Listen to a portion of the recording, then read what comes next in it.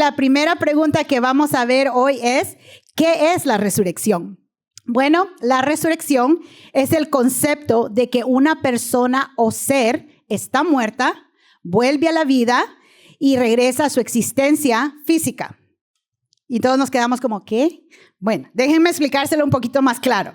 La verdad es que básicamente significa esto. Estabas vivo, luego moriste, no solo por unos segundos, moriste. Moriste, como que el corazón dejó de hacer boom, boom, boom, ¿ok? Moriste.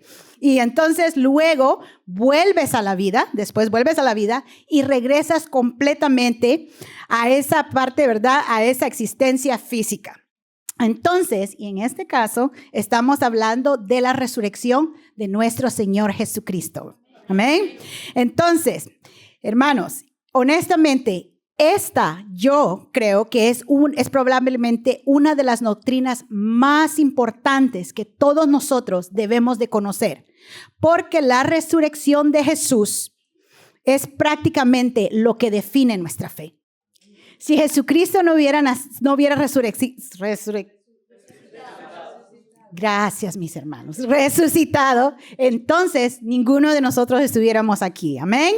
Ok, hay muchas religiones y hay muchas personas que creen que Jesús era una buena persona porque ayudaba a los pobres y también porque era un increíble profeta y era un buen maestro. Pero lo que realmente diferencia nosotros los cristianos, diferencia el cristianismo, es que nosotros creemos que Jesús murió, pero que también resucitó. Amén. Entonces, ¿qué es la resurrección de Jesucristo? El profeta Isaías predijo la resurrección 700 años antes que naciera el Señor Jesucristo. Una de las cosas que yo amo acerca de la palabra de Dios es cómo cientos de años, a veces hasta miles de años, una profecía ha sido dada con tanta exactitud que no se puede dudar que de eso era lo que estaba hablando, ¿verdad? Y aquí el profeta Isaías habla acerca de un siervo sufriente que moriría por los pecados de las personas, pero que aún así continuaría viviendo después. O sea, que seguiría viviendo, ¿verdad? Entonces, vamos a leer Isaías 53, del 10 al 11. Formaba parte del buen plan del Señor aplastarlo y causarle dolor. Sin embargo, cuando su vida sea entregada en ofrenda por el pecado, tendrá muchos descendientes, disfrutará de una larga vida y en sus manos el buen plan del Señor prosperará. Cuando vea todo lo que se logró mediante su angustia, quedará satisfecho. Y a causa de lo que sufrió, mi siervo justo hará posible que muchos sean contados entre los justos, porque él cargará con todos los pecados de ellos. Entonces, esta profecía apunta directamente a nuestro Señor Jesucristo, ¿verdad? Porque dice que él prolongó sus días después de haberse dado como sacrificio por nuestros pecados. Nadie más en la historia del mundo ha dado su vida por el pecado de nadie. Solo nuestro Señor Jesucristo. ¿Cuántos dicen amén? Amén. Entonces, eso significa que la resurrección no fue un accidente. No fue un plan improviso. La resurrección fue el plan de Dios desde el principio para que nos alcanzara a usted y a mí.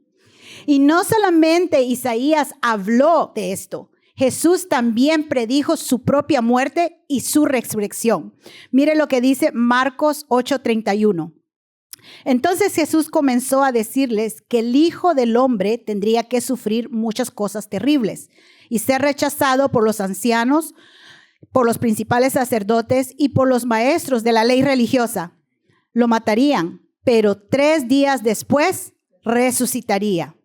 Entonces, ¿por qué no me acompaña para que veamos cuáles fueron los pasos que ocurrieron para que se diera la resurrección? Primero, Jesús murió. La semana pasada nuestro pastor nos habló acerca de la crucifixión de nuestro Señor Jesucristo. Nos dio una explicación bien detallada de todo lo que pasó y lo que nuestro Señor Jesucristo sufrió, experimentó y el dolor inmenso que tuvo que pasar antes y durante la cruz. Él no solo fue traicionado, también fue acusado falsamente, también fue azotado, fue humillado y también se burlaron de él. Y finalmente fue clavado en una cruz donde entregó su vida por mí, por usted y por todo el mundo. Entonces, el punto número 2, Jesús fue sepultado en la tumba de un hombre rico. Después de que fue crucificado, él fue puesto en una tumba de un hombre rico, como lo dice Mateo 27, del 57 al 60. Al acercarse la noche, José, un hombre rico de Arimatea, que se había convertido en seguidor de Jesús, fue a ver a Pilato y le pidió el cuerpo de Jesús. Pilato emitió una orden para que se lo entregaran. José tomó el cuerpo y lo envolvió en un largo lienzo de lino limpio. Lo colocó en una tumba nueva, su propia tumba, que había sido tallada en la roca. Luego hizo rodar una gran piedra para tapar la entrada y se fue. Entonces, eso quiere decir que Jesucristo en realidad estaba en una cueva. Estaba completamente sellada. Nadie podía entrar y nadie podía salir, ¿verdad? Entonces, punto número 3. 3 días después, la tumba fue encontrada vacía. Lucas 24, del 1 al 7, nos dice, el domingo, muy temprano por la mañana, las mujeres fueron a la tumba, llevando las especies que habían preparado. Encontraron que la piedra de la entrada estaba corrida a un costado. Entonces entraron, pero no encontraron el cuerpo del Señor Jesús. Mientras estaban ahí perplejas, de pronto aparecieron 2 hombres vestidos con vestiduras resplandecientes. Las mujeres quedaron aterradas y se inclinaron rostro en tierra.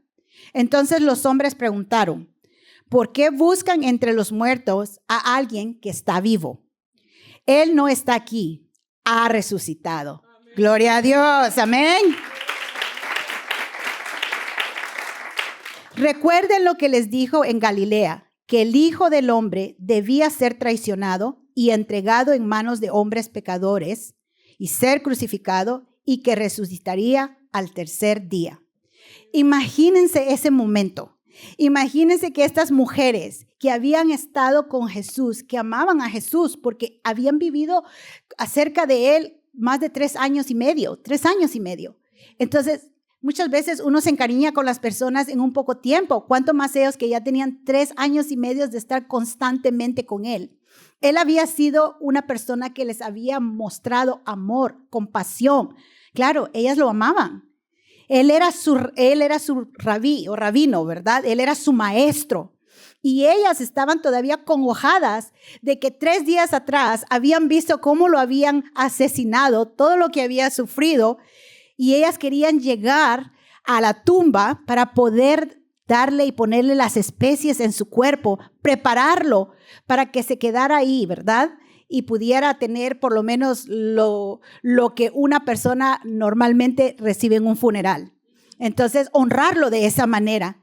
Y claro, era correcto que ellos esperaran al llegar a la tumba que él estuviera ahí, porque eso es lo normal.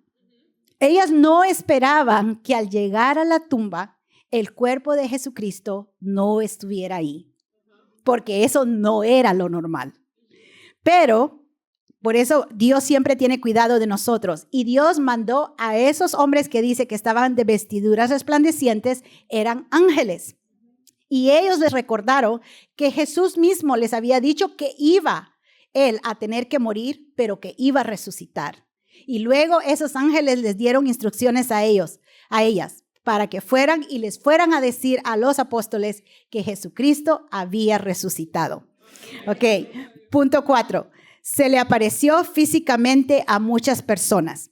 Después de resucitar, Jesús se apareció a muchísimas personas por un tiempo de 40 días.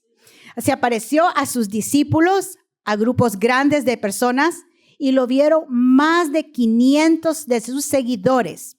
Y algunos de ellos también comieron con él, caminaron con él y hasta lo tocaron. Pero no solamente importa lo que pasó, también importa si realmente ocurrió. Porque si Jesús realmente resucitó o no resucitó, esto determina de qué tan real es nuestra fe.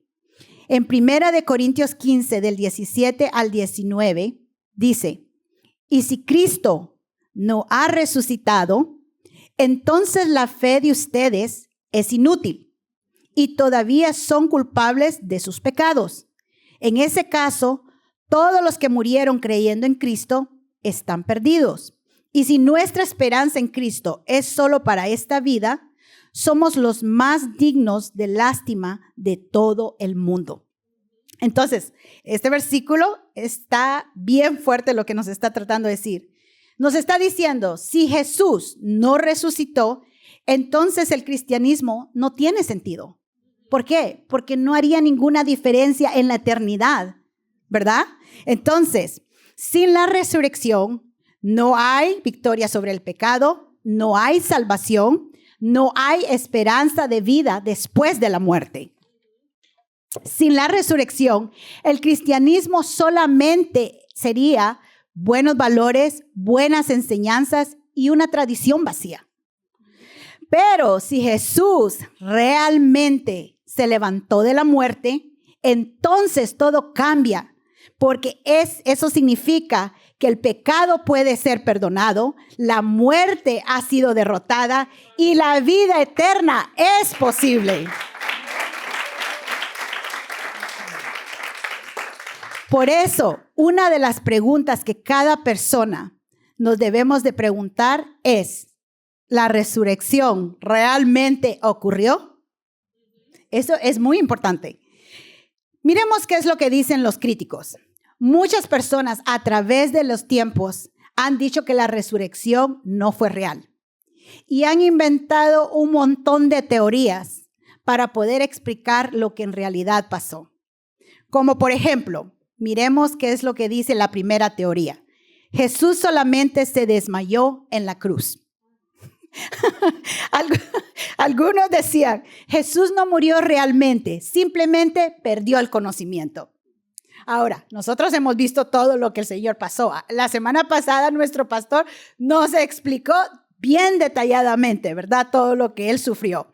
Entonces, en aquella época, muchas personas morían solamente por ser azotados. Por eso es que no les permitían que los latigaran más de 49 veces, porque la mayoría de las personas no podían soportar tanto dolor.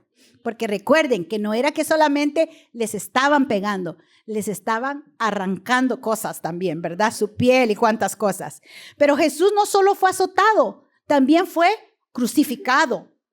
Y para estar seguros de que en realidad estaba muerto, un soldado romano le traspasó una lanza en su costado. Entonces, la Biblia nos dice que salió sangre y agua. Y este detalle es muy importante porque los médicos dicen que cuando una persona muere, la sangre y el agua están juntos, pero cuando mueren se separan. Entonces, aquí dice la palabra que salió sangre y agua, confirmando que Jesús sí murió.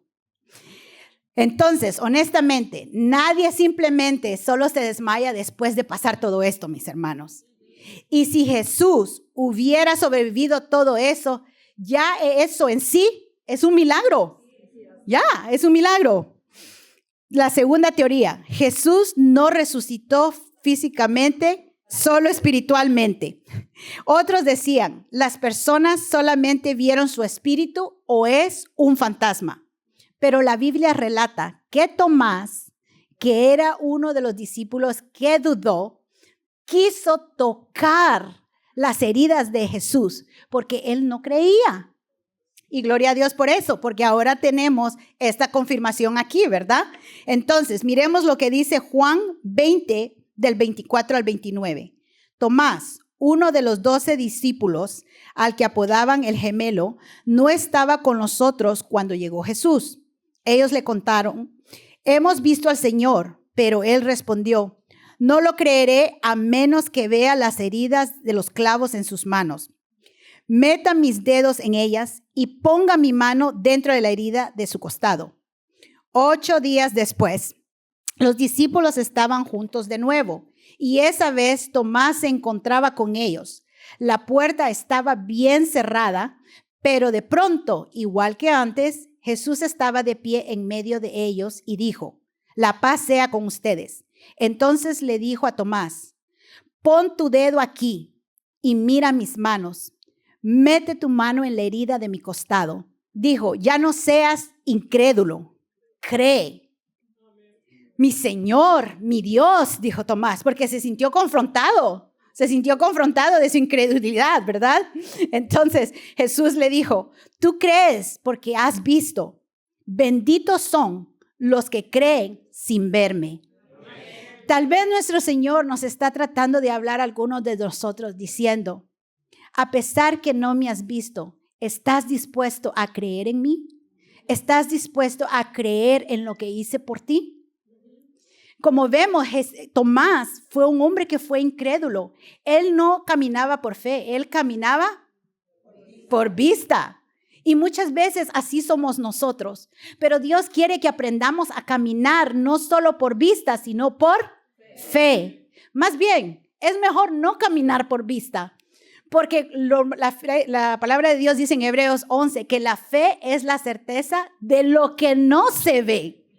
Entonces, para tener fe, tenemos que no ver las cosas y creer en esas cosas, aunque no las veamos, ¿verdad?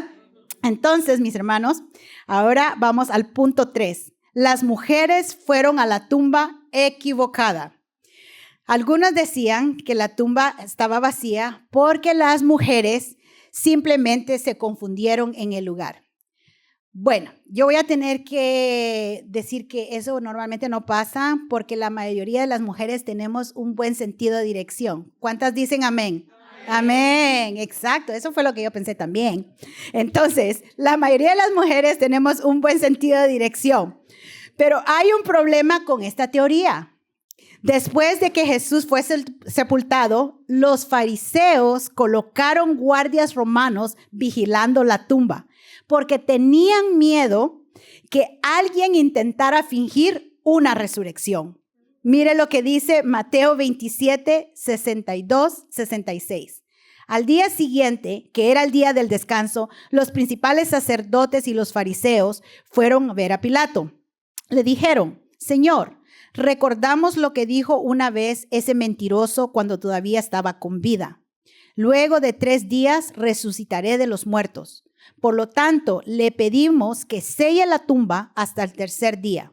Eso impedirá que sus discípulos vayan y roben su cuerpo y luego le digan a todo el mundo que él resucitó de los muertos. Si eso sucediere, estaremos peor que al principio. Pilato les respondió, tomen guardias y aseguren la tumba lo mejor que puedan. Entonces ellos sellaron la tumba y pusieron guardias para que lo protegieran. Entonces, nosotros sabemos que los fariseos no eran buenas personas, ¿verdad? Sabemos que no eran buenas personas. Mataron a Jesús. No querían nada que ver con el evangelio. Entonces, ellos no eran buenas personas, pero sí podemos ver que eran unas personas muy persistentes. Y a pesar que ya habían matado a Jesús, ellos querían asegurarse que él no iba a resucitar. Ellos querían asegurarse que sus seguidores no iban a tener la oportunidad ni siquiera de fingir que él había resucitado, porque ellos lo que querían era terminar con eso. Entonces, por eso fue que ellos fueron. Entonces, ¿cómo podrían las mujeres equivocarse de tumba si era la única que tenía guardias vigilándola? No se podrían equivocar. También los soldados que Pilato había puesto fueron y les contaron lo que había pasado. Miremos lo que dice Mateo 28:11. Mientras las mujeres estaban en camino, algunas de las guardias entraron en la ciudad y les contaron a los principales sacerdotes lo que había sucedido. Entonces, ellos sabían lo que había sucedido. El punto 4, Jesús tenía un gemelo secreto. Bueno, no sé qué decir. Pero sí, esta teoría existía. Algunos decían, Jesús murió y el que vemos ahora es su hermano gemelo.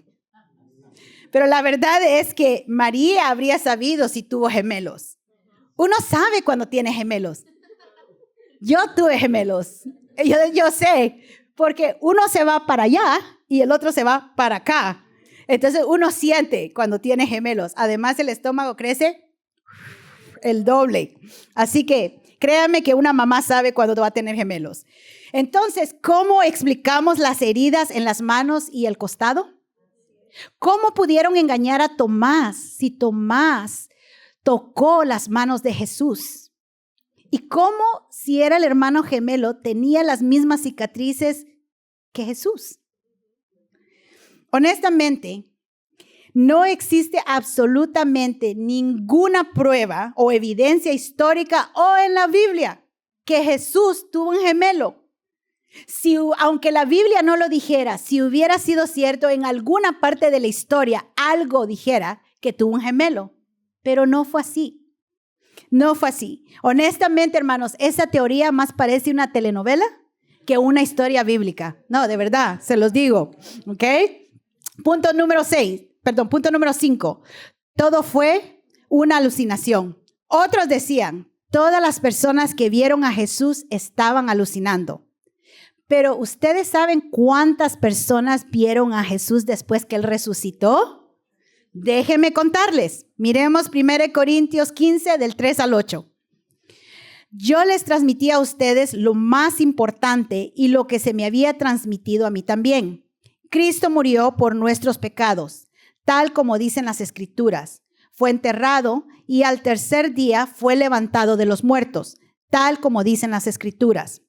Lo vio Pedro y luego lo vieron los 12. Más tarde los vieron los 500 de sus seguidores a la vez, la mayoría de los cuales todavía viven, aunque algunos ya han muerto. Luego lo vio Santiago y después lo vieron todos los apóstoles. Por último, como si hubiera nacido en un tiempo que no me correspondía, también lo vi yo.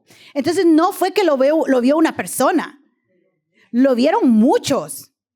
Pablo mismo escribe aquí para darnos y decirnos cuántas personas lo vieron en caso de que una persona dudara de que él había resucitado. Ajá, resucitado. Gracias, mis hermanos. Entonces, Pedro lo vio, lo vieron los 12 discípulos, lo vio Santiago, lo vieron los apóstoles y 500 personas. Ahora, una cosa es que una persona lo mire porque está alucinando, ¿verdad? Pero otra cosa es que 500 personas lo miren a la misma vez. Eso es totalmente, extremadamente improbable, mis hermanos. Es improbable. Entonces, ¿qué muestra la evidencia? Vamos a ver una evidencia. La primera evidencia es que las mujeres fueron las primeras testigos de la resurrección. Eso es muy importante. Porque debemos de entender que en este tiempo de la cultura, el testimonio de una mujer no valía lo mismo que el testimonio de un hombre. Entonces, si alguien quería inventar una historia creíble, lo más correcto era que dijera que fueron hombres los primeros que llegaron a la tumba, ¿verdad? Pero los evangelios dicen que las primeras personas que vieron la tumba vacía fueron mujeres. Entonces, eso nos hace ver que en realidad esto pasó. ¿Por qué? Porque la resurrección no fue inventada. Realmente ocurrió así. Amén. Número 2, la tumba de Jesús no se convirtió en un lugar de adoración. En la antigüedad, las tumbas de los profetas, de líderes, de religiosos, de mártires, solían convertirse en lugares conmemorativos donde sus seguidores se reunían para honrarlos. Sin embargo, la tumba de Jesús no fue convertida en un santuario sino hasta el año 328 después de Cristo. No existe evidencia de que la tumba de Jesús se haya convertido en un lugar de devoción constante entre los primeros discípulos. Y yo creo que fue porque del tiempo que murió Jesús hasta este tiempo del 326 habían pasado 300 años. Entonces, por seguro, los primeros 100 años que pasaron Nadie iba a venerarle culto a la tumba. ¿Por qué? Porque habían testigos oculares que vieron a Jesús que había resucitado de la tumba. Amén. Entonces, porque la tumba estaba vacía y Jesús no estaba ahí. No existe ningún registro ni relato de que los discípulos preservando o venerando su sepulcro, porque la resurrección no fue inventada, realmente ocurrió. El punto número 3, los discípulos fueron transformados. Después de la crucifixión, los discípulos estaban llenos de temores, estaban desalentados y dispersos. Pero, como ustedes saben, en ese tiempo, por temor, Pedro negó a Jesús 3 veces. Los discípulos se escondieron en Jerusalén y no querían salir de ahí porque tenían temor que los iban a matar. Pero poco tiempo después, esos mismos hombres comenzaron a predicar públicamente con valentía. ¿Y saben qué pasó? Sí, los mataron. Entonces, lo que queremos saber, ¿verdad? Es qué pasó que estos hombres de esconderse por miedo ahora estaban dispuestos a morir. ¿Qué pasó? Y eso solamente puede significar una cosa. Ellos realmente creían que habían visto al Cristo resucitado, porque la resurrección no fue inventada, realmente ocurrió. Y como me cuesta decir resurrección, entonces ahora les voy a pedir que me ayuden a decirlo. Ok, entonces fue porque la resurrección no fue inventada, realmente ocurrió. Dicen en inglés, ¿verdad? Si mi vida dependiera de eso, entonces la gente como que tiene más deseo de hacerlo. Pero en este caso, realmente su vida depende de esto. Porque si la resurrección no hubiera ocurrido, nosotros no fuéramos salvos. Así que, ¿qué le parece que si lo decimos como que si en realidad nuestra vida depende de esto? Porque sí depende, amén. Entonces, porque la resurrección no fue inventada, realmente ocurrió. Excelente. Bueno, creo que no todos lo dijeron, pero vamos aprendiendo. El 4, el propio hermano de Jesús lo adoró como Dios. Durante el ministerio de Jesús, sus hermanos no creían en él. Wow. Juan 7:5 nos confirma esto, pues ni siquiera sus hermanos creían en él. Pero después de la resurrección de Jesús, Santiago se convirtió en el líder de la iglesia y también escribió el libro de Santiago.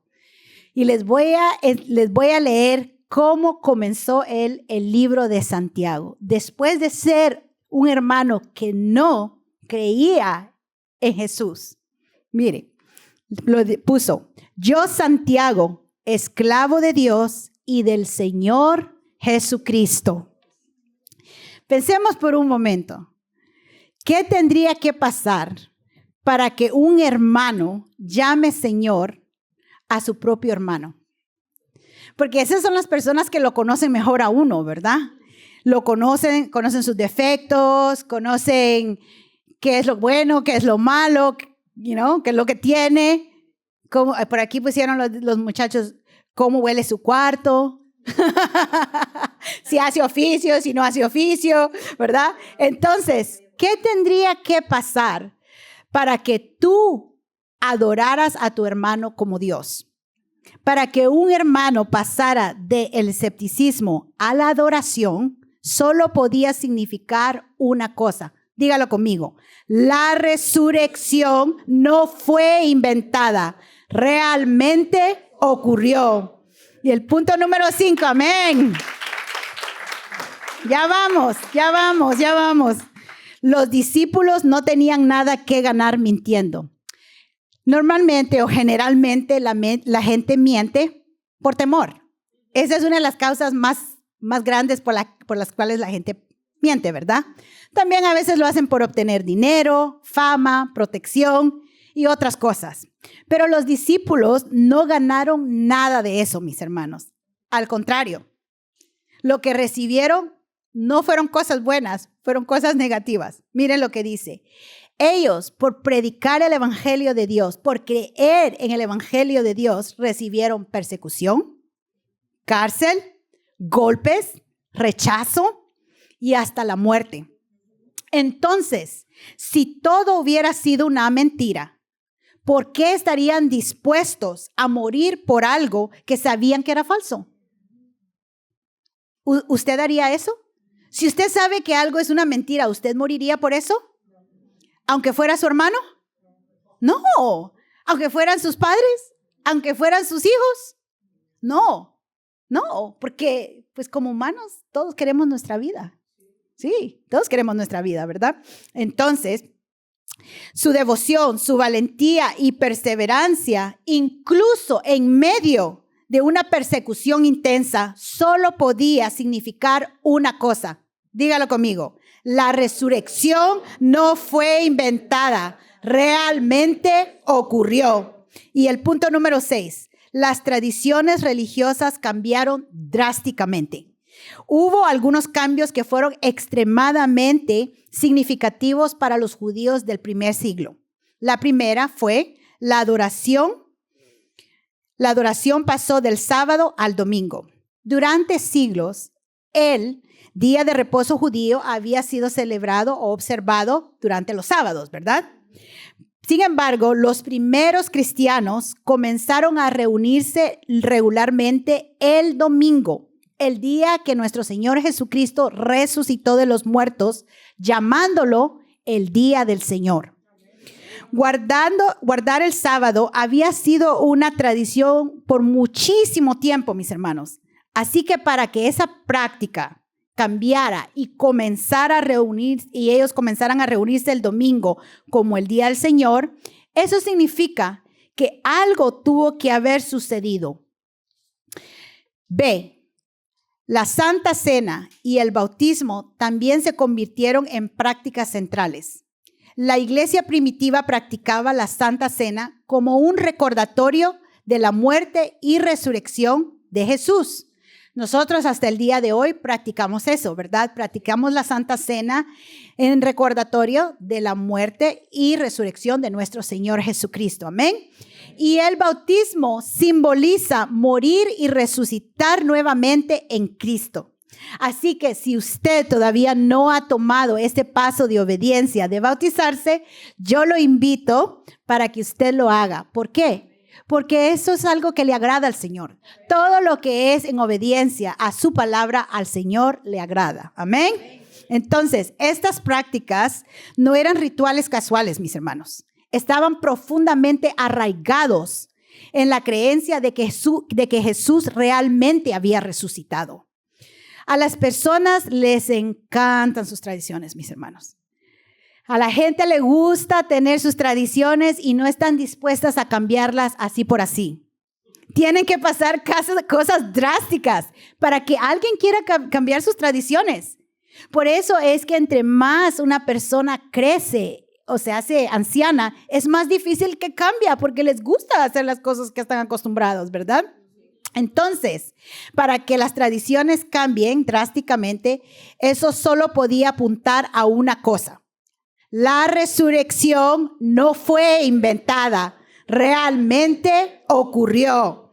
Muy bien, y el último punto de este segmento es el surgimiento y rápido crecimiento del cristianismo. El cristianismo surgió en la misma ciudad donde Jesús fue crucificado y sepultado. El crecimiento del cristianismo es históricamente significativo porque estaba construido sobre una afirmación central, que Jesús había resucitado de entre los muertos. Si su cuerpo hubiera permanecido en la tumba, el movimiento habría podido ser desmentido fácilmente, simplemente mostrando sus restos. Entonces, pero en lugar de eso, el cristianismo se expandió rápidamente por todo el imperio romano, a pesar de la intensa oposición y persecución que había en contra de los cristianos.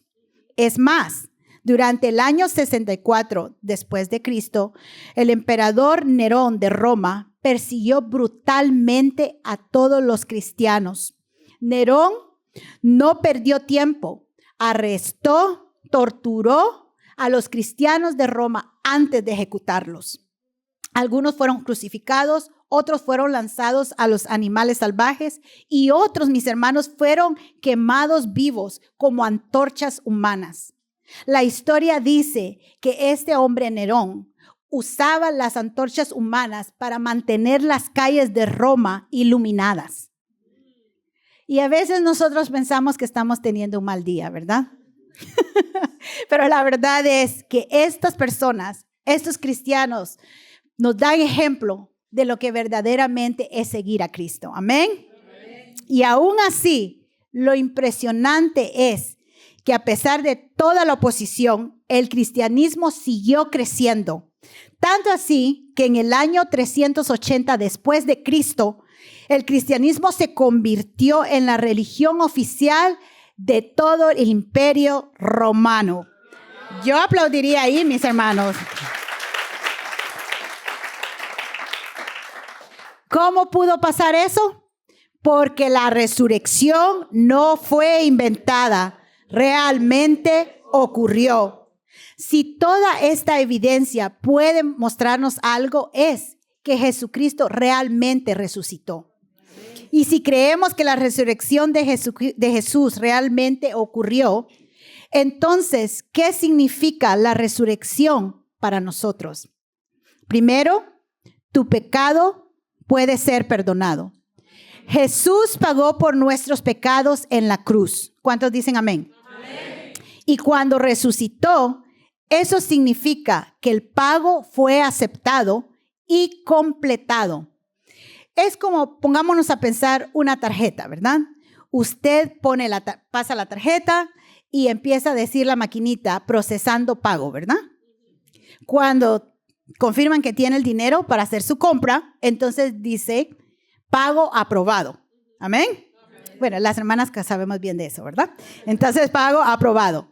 Entonces, ¿qué significa la resurrección? La resurrección es la confirmación de Dios de que el pago por nuestro pecado fue completamente aceptado. Entonces, ¿por qué muchos de nosotros seguimos viviendo en culpa y en condenación, mis hermanos? Vivimos como que si todavía tuviéramos una deuda pendiente. Pero yo quiero decirle hoy a usted, Jesús ya pagó. Ya pagó por todos nuestros pecados, pasados, presentes, futuros. Y lo que pasa es que muchas veces sentimos eso y intentamos llenar esa culpa con el trabajo, con el dinero, con entretenimiento y con cualquier otra cosa que nos haga escapar de esa realidad. Y no nos damos cuenta que esas cosas, en lugar de ayudarnos, nos están atando más. Muchas veces queremos escapar porque sentimos eso, pero lo único que tienes que hacer es acercarte a Jesús. Lo único que Jesús quiere es que tú entiendas que Él ya pagó el precio por ti de tus pecados, que tú no tienes que andar cargando con ellos. Pero a veces nosotros vamos y se los entregamos y antes de salir de la puerta regresamos y nos los llevamos otra vez. Sí, porque se vuelve como algo repetitivo. Pero ¿por qué no hoy dejar nuestros pecados? En realidad entregarle nuestros pecados a nuestro Señor Jesucristo y dejar todas esas cosas que en realidad no nos ayudan a crecer en nuestra relación con Él, como el trabajo, las distracciones del día a día. Porque, hermanos, hay tantas cosas que van a tratar de detenernos que podamos lograr en realidad creer y confiar que nuestra deuda ya está pagada, que no tenemos que andar cargando nuestros pecados ya más. Y esto, entonces, el único que puede pagar nuestros pecados es nuestro Señor Jesucristo. No tenemos por qué estarlos tratando de llenar con otras cosas. Por lo tanto, es necesario volver a Él y dejar atrás cualquiera de estos ídolos que estamos poniendo en su lugar. Alguien dijo, creo que fue el predicador John Piper, dijo: los humanos somos una fábrica de ídolos. Y yo creo que eso es cierto. Somos una fábrica de ídolos y preferimos fabricar ídolos que ir al Señor de señores, al Rey de reyes, al Creador de todo. Amén. El punto número 2, la muerte fue derrotada. Uno de los mayores miedos del ser humano es la muerte. Pero debido a que Jesús resucitó y la venció, ya no tenemos que sentir ya no nos tenemos que sentir aterrados por ella, mis hermanos. Ya no tenemos que sentir miedo. Ya no tenemos que estar pensando qué va a pasar conmigo cuando muera. Miremos lo que dice 1 Corintios 15 del 54 al 57.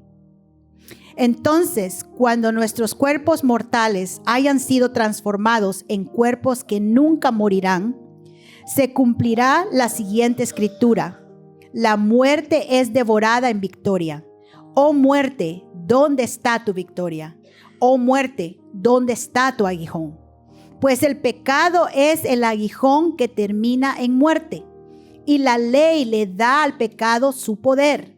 Pero gracias a Dios, Él nos da la victoria sobre el pecado y la muerte por medio de nuestro Señor Jesucristo. Entonces, ¿qué quiere decir esto para nosotros? Que la muerte ya no tiene dominio sobre nosotros. La muerte ya no tiene la última palabra. En Cristo hay vida eterna y la promesa de estar con Dios más allá de la tumba, mis hermanos. Jesús venció la muerte, y porque la resurrección realmente ocurrió, ya no necesitamos vivir con miedo, con ansiedad acerca de la muerte. Si Jesús venció la muerte, entonces en Él tenemos la esperanza que nosotros también vamos a vencer la muerte.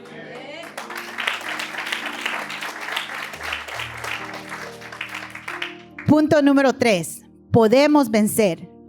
¿Creen ustedes, mis hermanos, que realmente podemos vencer las cosas que constantemente nos están arrastrando? Los hábitos, los patrones de pecado, las luchas temporales que se sienten que nunca van a cambiar. Obviamente en nuestras fuerzas, en propias fuerzas, no. Pero la resurrección nos recuerda algo muy poderoso, mis hermanos. Que el mismo poder que levantó a nuestro Señor Jesucristo de la muerte, hoy vive en nosotros. Vive en usted, vive en mí y en todo aquel que esté dispuesto a poner su fe en Jesucristo. Entonces, vamos a confirmarlo leyendo en Romanos 8, del 11 al 13. El Espíritu de Dios, quien levantó a Jesús de los muertos, vive en ustedes. Y así como Dios levantó a Cristo Jesús de los muertos, Él dará vida a sus cuerpos mortales mediante el mismo Espíritu, quien vive en ustedes. Por lo tanto, amados hermanos, no estén obligados a hacer lo que su naturaleza pecaminosa los incita a hacer, pues si viven obedeciéndola, morirán. Pero si mediante el poder del Espíritu hacen morir las acciones de la naturaleza pecaminosa, vivirán. ¿Qué quiere decir eso? Que ahora tenemos una opción. Antes no teníamos. Antes no teníamos el poder que ahora tenemos, porque ese poder viene de Dios. Y Él nos ha dado el poder para poder decidir si vamos a pecar o no vamos a pecar. Antes estábamos bajo el yugo del pecado. Entonces, ¿qué significa eso? Que el mismo espíritu que levantó a Jesús de entre los muertos vive en ustedes. ¿Qué significa? Eso significa que no estamos condenados a permanecer iguales. Nosotros tenemos la oportunidad y podemos tomar la decisión de cambiar, porque Jesucristo y nuestro Padre Celestial ya nos dio ese poder por medio de su Espíritu Santo. No estamos destinados a vivir esclavizados por el pecado. El pecado ya no es nuestro amo, ahora es Jesús. Entonces, mis hermanos, el miedo o nuestras luchas no nos pueden dirigir ya. Ahora tenemos una confianza perfecta en Cristo Jesús. Por tanto, sí podemos cambiar, sí podemos vencer, sí podemos crecer y sí podemos caminar en libertad. Porque la resurrección no es solamente algo que le ocurrió a Jesús, mis hermanos. Es un poder que ahora vive también en nosotros, dándonos la victoria diariamente, si así nosotros decidimos hacerlo. Cada día nosotros podemos tomar esa decisión de que si queremos vivir para salvación o para perdición. Entonces, amén. Punto número 4. Podemos confiar en su palabra. Jesús dijo que resucitaría y lo hizo. Eso demuestra que lo que Él dice se cumple. Tal vez hoy hay áreas en tu vida que parecen muertas o enterradas o imposibles. Pero yo quiero decirte hoy, yo estoy aquí sentada. Y yo verdaderamente creo que nuestro Señor Jesucristo vino a morir por nosotros. Y yo verdaderamente creo que cada uno de nosotros hemos recibido una nueva vida. Una nueva vida de libertad, una nueva vida de gozo, una nueva vida de victoria, una nueva vida donde el cielo es el límite, porque el Rey de Reyes y Señor de Señores, el Creador de la tierra, está con nosotros. Y Él quiere lo mejor para nosotros. Dejemos de ver lo que nos está deteniendo. Miremos hacia adelante. Acerquémonos al Señor Jesucristo. Vivamos para Él. Vivamos lo que la resurrección nos ha dado. Que no importa, mis hermanos. La resurrección nos enseña algo más poderoso. Lo que parece muerto no siempre es el final. También nos enseña que lo que parece terminado muchas veces apenas está comenzando. Muchos de nosotros hemos venido hoy tal vez pensando, no sé qué voy a hacer mañana, no sé cuál va a ser mi futuro.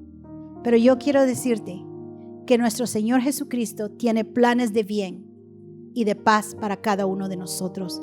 Planes de darnos una buena vida.